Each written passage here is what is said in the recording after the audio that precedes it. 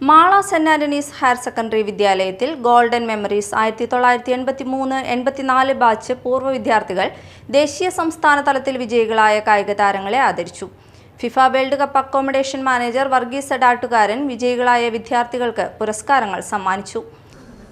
നമ്മളുടെ ഈ സരസ്വതി ക്ഷേത്രം എന്ന് പറയാം അല്ലേ, അല്ലെങ്കിൽ നമ്മളുടെ വിദ്യാലയം നാളെയുടെ വാഗ്ദാനങ്ങളെ പണിതെടുക്കുന്ന ഈ സരസ്വതി ക്ഷേത്രത്തിൽ നിൽക്കുമ്പോൾ ഒത്തിരി പഴയ ഓർമ്മകൾ ഓടിയെത്തുകയാണ്.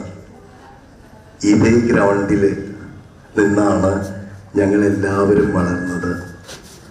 ഈ സ്കൂളാണ് ഞങ്ങളെ വാർത്തെടുത്തത്.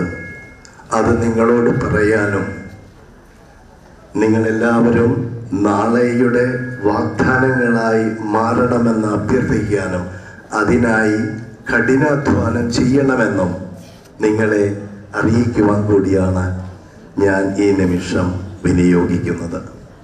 Hard work, hard work, hard work, commitment, dedication, passion. നല്ല സ്വപ്നങ്ങൾ കണ്ടാൽ ഇതെല്ലാം നിങ്ങൾക്ക് നേടിയെടുക്കാം. അതിനായി താൻ പാതി ദൈവം പാതി. പ്രാർത്ഥന കൊണ്ട് മാത്രമല്ല, പ്രാർത്ഥനയോടൊപ്പം കഠിനാധ്വാനവും കൂടിയാകുമ്പോൾ നമുക്ക് അനായാസം വിജയങ്ങളിലേക്ക് എത്തിച്ചേരാൻ സാധിക്കും എന്ന് നിങ്ങളെ ഒരിക്കൽ കൂടി ഓർമ്മിപ്പിക്കുവാനാണ് ഈ സമയം ഞാൻ വിനിയോഗിക്കുന്നത്. ജില്ലാതല വിജയികൾക്ക് ഐഷ ഫെയിം മിനി എടാട്ടുകാരൻ ജേഴ്സികൾ സമ്മാനിച്ചു.